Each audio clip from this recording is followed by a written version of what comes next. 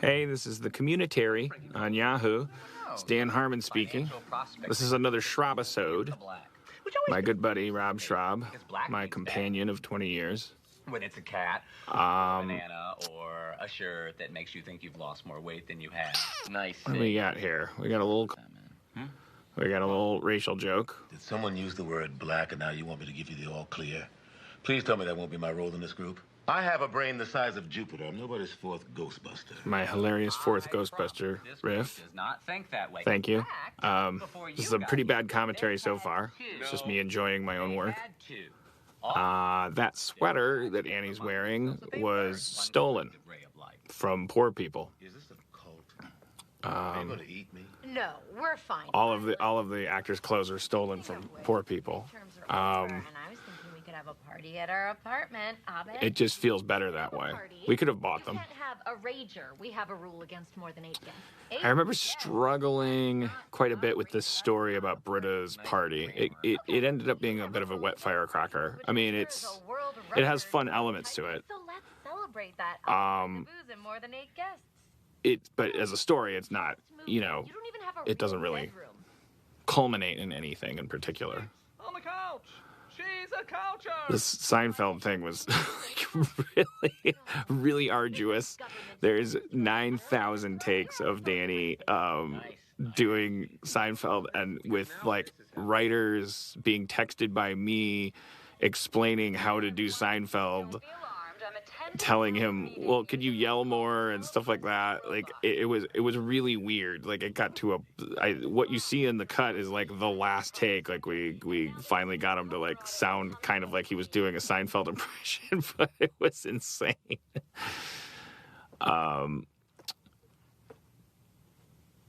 Here's I'm really proud of this Chang background thing. I don't know. I like that we pulled this off physically. Now hold on. Are you trying to tell me that This I'm not proud of. use these things to come to our school? That's the black guy in every sci-fi movie. I mean, he sounded like Foghorn Leghorn. Rolling around the school with students? They'll rape us. They'll rape us all. They can't rape you because their genitals will be hundreds of miles away. From each other? This is an attempt at rehabilitation. The prison Funny dialogue. I think this idea was, it's actually a fusion of two ideas, both of which we felt were sort of by themselves not enough That's the response for Community. from everyone, which is why the state is I think that's really funny, the Chang thing. $1,000 I just like the childish look on his face. We had two ideas for years in the writer's room at Community. One was using these, what we were calling Anybots. I think that was like a brand name of one of them. These like little iPad robot things, telepresence robots. We were talking about using those forever. I mean, we were also talking about the fact that other sitcoms were using them. I mean, they're just like a thing, like a Segway or any other prop that's like, you're not going to be the first sitcom to use these things as a gag. So what's the point? And also simultaneously God damn it, am I supposed to stop talking because it's I think the commercial's about to come up, so I have to stop talking for a second. Hold on. I love you. Okay, so anyways, the other idea was just prisoners coming to Greendale. So which I felt was like actually a little creepy. Like I didn't want to, if I'm writing prisoners, I don't want to do like hacky sitcom like fluffy like oh well, this prisoner is a big huge scary guy with a bandana on like Tupac, but he loves Star Wars and like so Abed charms him. Like I'm not saying that's not a realistic thing. I just think it's so sugar coated and like the mythology of what we think about when we think about prison and prisoners, like it's, if we're going to use that as a narrative device, like I just didn't want to, I want the fringes of our universe, to have realistic amount of dirt on them. I don't know if these prisoners are realistic, but the fusion of the two ideas allowed us to do the concept of prisoners at Greendale without having to worry about that factor, because they're on little pieces of glass. So you're allowed to actually think everything that you think about prisoners, which, you know, Chang kind of summed up pretty nicely in the cold open with the R word. And you to think about them as dangerous people. And yet still use that for comedic and story purposes, because we have this shtick with they're all on little pieces of glass. And so we, I don't know, that just came to us like, why don't we just combine them? And for a while we were like, is this dumb? Like, why are we just combining these two ideas? Is this like the dumbest, hackiest thing to do, to just jam these two things together? But I thought it turned out pretty good. I mean, it's what I like about it is that it's season 6. We're on Yahoo, and right away, the show is presenting itself as like, well, there's always something a little bit off about it, but that doesn't mean that each episode needs to be like, we're all Napoleon, or this is Midsummer Night's Dream, and there's no fourth wall and all that stuff. It doesn't always have to be like that. You can have your sitcom can exist in a world where things are a little bit tweaked. But still exist in the real world, and so that is what I like about this concept. I mean, I don't know if we nailed the relationship with Jeff and like what was really going on there. I'm not sure I can tell you what's going on. I mean, I think, you know, Jeff is it's a little tiny peek into some of his background, most of which we already knew, but we didn't know maybe that he has issues, like, in that direction. Like, we always knew that Jeff was a guy who had, like, created himself. But really, where was he? What class was he born at? You know, was he, like, trailer park level? How did he feel about that? Does he resent the super rich? Does he want to be them? We know he wants to be them, but does he hate them? You know, but what we, yeah, this gag is awesome, and I'm very proud of it. This is our homage to every Fox show from 2007 to now. That was from my movie Reverse Godzilla. I also thought it might make a good pop back. And then he waits for it. Huh? You like that? I make movies, Britta. I make movies, Eddie makes rules, you make rules, cancel out your parties, but I'm not involved. I just make movies. Anyways, I was babbling about Jeff. Who cares? Like, I just think it's interesting that we learned about Jeff that he resents bullies.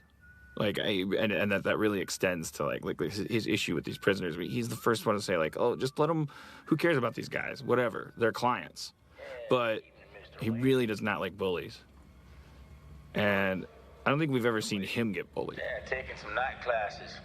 Trying to take full advantage, you know? So this is a guy who's bullying him in principle, but not physically. Looks like you're taking But it doesn't matter to Jeff. He's still bullying him. Jeff doesn't like it. sarcasm. Slick words. Conquer the walk. What are categories in Prison Jeopardy? Hey, you might help me out with something. And I think I lost the ball you'd there. be accurate to say there's a little Cape Fear influence here. Just the kind of stalkery guy. Look down these stairs. Okay.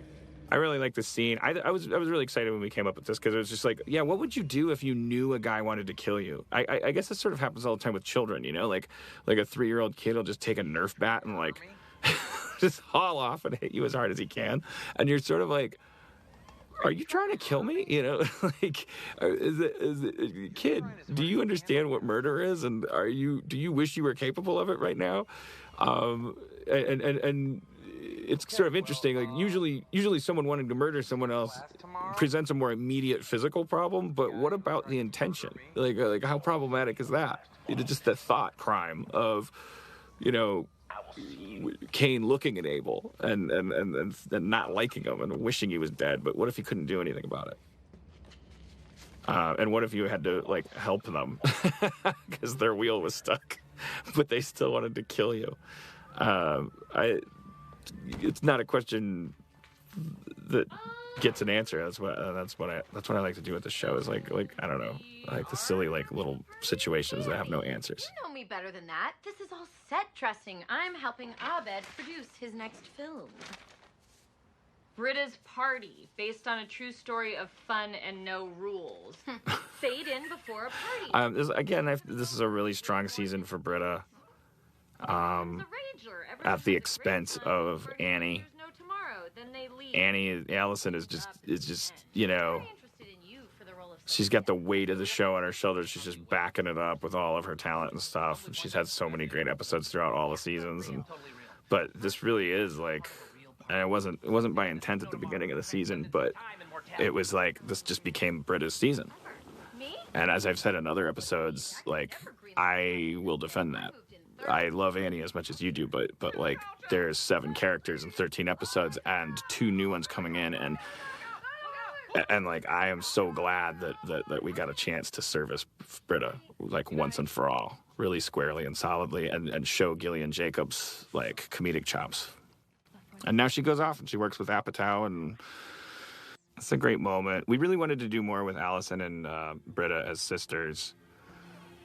That lock on the door, a lot of people tweeted about that, which suggests to me that there's a lot of new viewers, because if you're a hardcore fan, then you know that lock was on the door in the Blade episode when Britta needed to be locked in Annie's bedroom so that she could not get out and get back with her ex-boyfriend. Why is he on your laptop? He came to me for a chat this morning. He's here for an education, Jeffrey. It's never explicitly said in that episode that that's why that lock's on the door, but that is the episode where that lock is established. It seems pretty obvious that that's why. I hope that's why that lock's on the door. You accuse somebody of something, you better have evidence, or he better be a minority. He tried to push me downstairs. That's ridiculous. It was ridiculous, but this is not someone who should be interacting with students. And you're seriously... See, there's a little Noble Jeff. I like that, Noble Jeff. Anyone, Jeffrey? By the way, how like amazing does Joel look this season? Like, if you look back at the previous seasons, it's like, okay, we're all getting older. It's been 6 seasons, and we've always been teasing Joel about, like, working out too much, and I would argue he still does, but no one can argue that he really has thread the needle. Like, he looks like an action figure, but he's still very funny, and like I mean, he's easy on the eyes, man. Which is why He definitely disproved the Piscopo theory, which for you youngsters who don't know is that you can't work out and be funny. thought we'd sneak in a little learning for the movie. Well, there's no movie today. So everyone roll to your seat areas. Yes, sir. So, law. Law is, simply put, an agreement we all make to do our best to stay out of each other's way. Is there a more technical definition, Mr. Winger? Well, Garrett. I wouldn't know, Willie. I don't cotton much to fancy words and book study. It's not how I got to where I am. How did you get to be where you are, Mr. Winger? Where were you born? Mr. Winger was born in dirt. This is definitely, me coming through Jeff. All these characters are, inevitably some part of me. This is definitely my class issues. Like, I made myself out of dirt. I got out. Nobody's going to tell me what to do. Especially not another dirt person that didn't get out and tries to bully people and tried to cheat. Garrett. Mr. Winger, when did you stop being funny? I mean, am I wrong? Or did he seem really intense here? Like, you're born in the dirt, you'll die in the dirt. Who are the kings of the dirt? That was Eric Charles Newsom ad-libbed that who are the kings of the dirt, and I felt exactly how Jeff feels in that scene when I was watching that take, because I was like, wait, oh, are you saying I'm a bad writer? Like I really felt how Jeff felt, which was good. So I kept it in. The expression hoisted by your own petard is... I love this scene. I love one of the cool things about this episode is it's just your basic sitcomery. Like I try as hard as I can to make a normal sitcom, and I so often fail. And I like that this, we cut from him having this personal conflict in his class, and it's like Jeff's a teacher again, and I kind of screwed that up in season 5. Like we said Jeff was a teacher, but we never saw him teaching.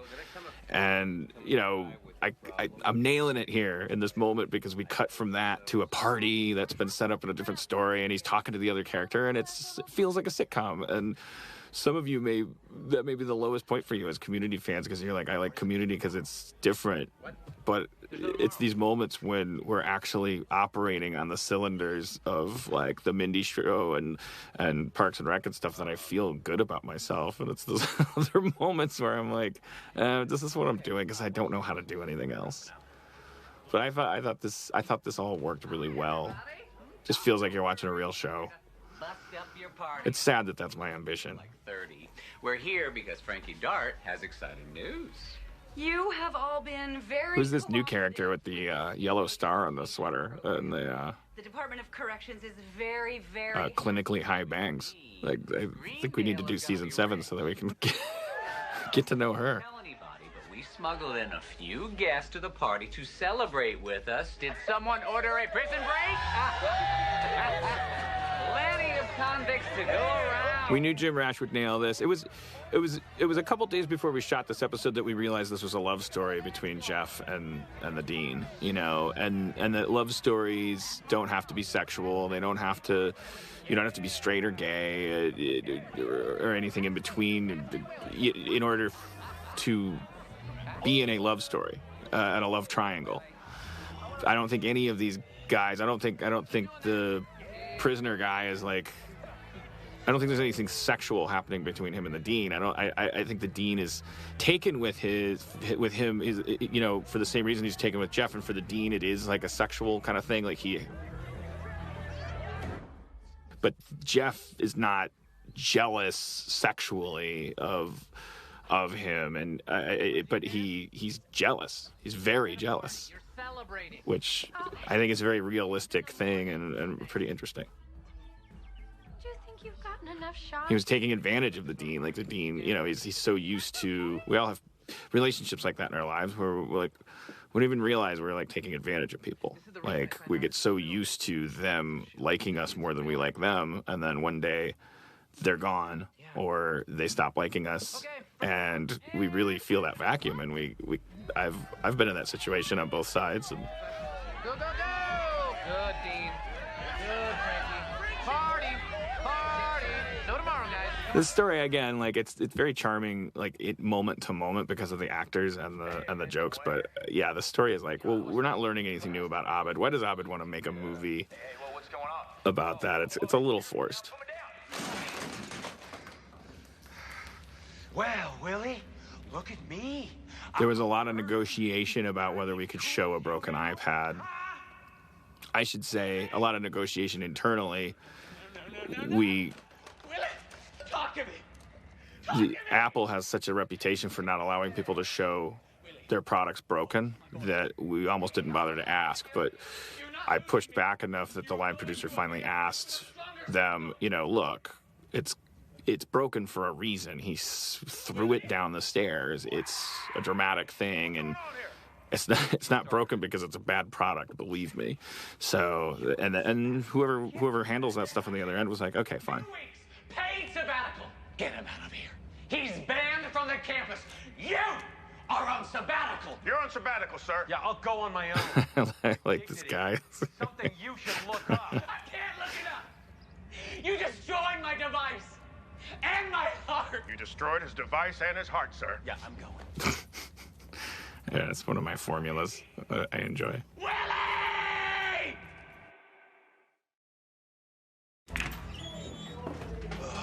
So notice that bar shot starts on a billiard shot.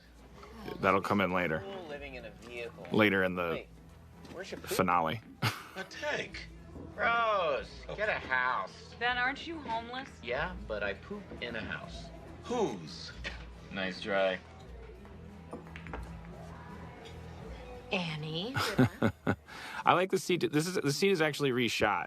So we originally shot this outside Elroy's trailer, and it was a disaster. It was rushed, and there was an air conditioner running in the background, and the whole thing was going to need to be 80 yard, and the whole thing was just a mess. So this is one of the last things we shot in the season is picking up this scene, and the results are really good. It really makes me wish that, we could just shoot a bad season and then reshoot everything, because it's like the energy that these guys have in this scene is like it's driven by let's just get through this. But they're talking real fast, and I never needed to like super chop this scene or anything. These guys got this scene down, and they hate having to do it again, and they're nailing it. No. I mean, yeah. Also, Annie coming in that jacket, I think it's just like a detail that I love. I'm assuming that Schraub, or it's our wardrobe supervisor, Sabrina Rosen, just adding that detail, like reminding you that they're in Colorado and that the world is real. It could have easily just been Annie coming in her usual Annie clothes, but I can't get on campus. that jacket like And yet murderers can't. dimensionalizes things for me. Murderers can get on campus. I like this joke, but I don't think anyone gets it. An iPad and an elaborate gyroscopically stabilized servo motor. Dude, we're trying to help Jeff here. You're acting kind of spoiled right now. I don't know. Well, I shouldn't say I don't think anyone gets it. It's not like a smart joke. I don't think anyone thinks it's funny. I think it's funny. Abed. Britta has something to say. I love these two together, and I really wish that we could have done more than 13 episodes and more than 6 seasons. And like those two, this like sister relationship is so perfect. When we landed on the idea back in that episode where we established the lock on that door in season 3, that they're sisters. And when Britta is talking to Annie in the hallway in the episode where Annie moves, You're shooting a stupid movie. and she tells her the story about her friend who took mushrooms and jumped out the window of the Anne Frank house, and Annie's the idea that Annie is younger than Britta but smarter than her in different ways and is kind of always competing with her on a sexual level, because that's something little sisters kind of are compelled to do. They just like they want to prove that they're better than their big sister, but Britta has so much to teach Annie, because Annie is like delusionally romantic and idealistic, and I could watch the two of these characters tackle problems together all day. It's very underserviced, and there's too much to do on the show. Girls?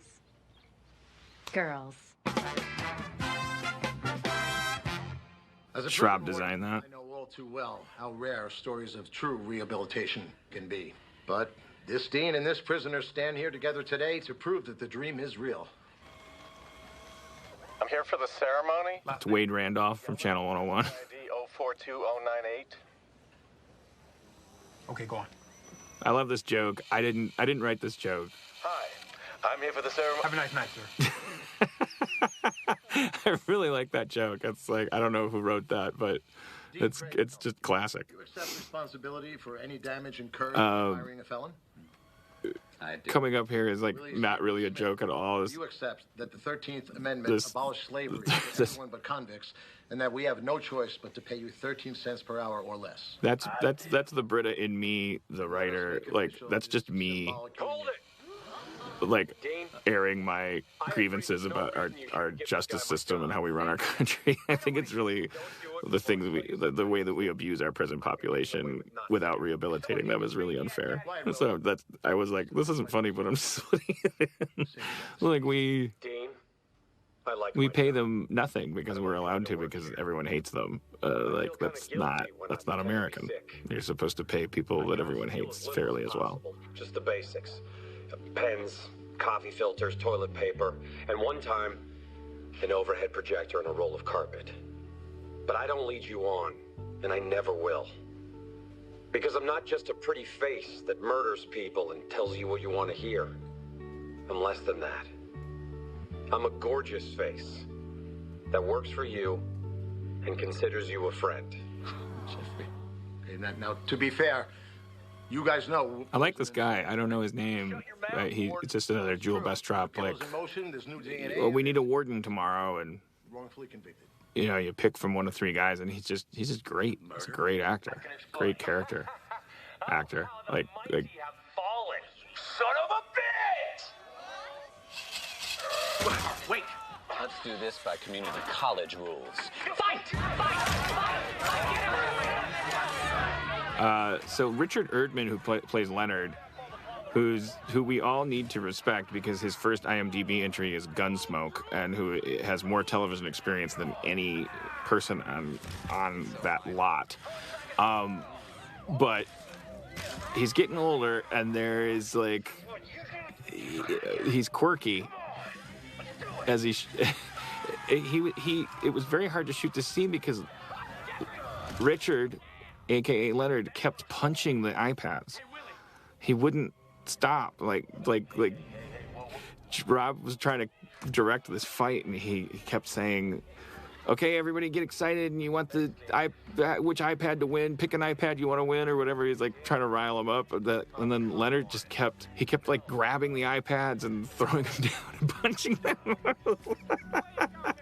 I remember getting text messages in the writers' room. Officer and gentleman reference. I had no choice. I don't think it's innovative.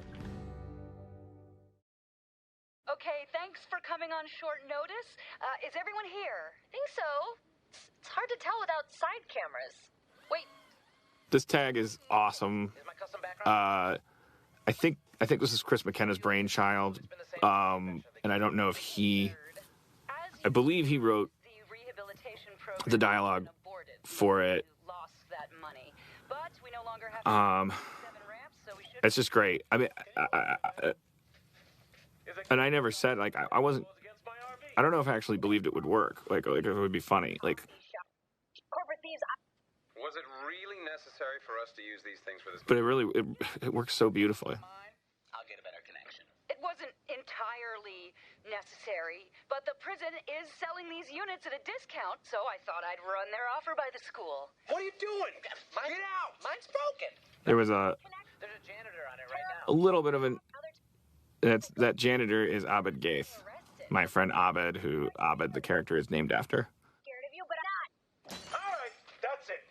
Do you know how much windows cost, John McEnroe? Get off my Keith David got a pretty nice butt. I saw him running in some scenes where the gang has to run, and that guy's fit. Like he could probably still kick Roddy Piper's ass in an alley. Tile behind you. Please tell me you're not doing the thing I think you're doing. That's the same tile we have in our apartment's bathroom. What? Chang? I gotta go. Oh my God. That's not a stunt butt. That is Keith David's butt. I take it we're passing on their offer. No, they're just amateurs. Initiating override protocol. So what do you do with this? Affirmative. Very well. The answer is you cut into singles, like, because the question is, are they saying things at different times? No, they're not. Like, they should have to be all be saying the same thing. Do you know what I mean?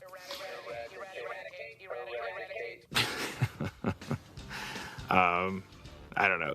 I can't even make sense of what I was saying there. Like if Abed's on the iPad, is he really talking to himself? And are they? Of course, they have to just be saying what he's saying. So everything's in unison. So the solution is you just cut into a tight single and you just mix the audio differently. Isn't that fascinating? Shut up, jerk. You didn't even like this episode, did you? What'd you give it in the AV Club? A B? I don't know. I don't even know.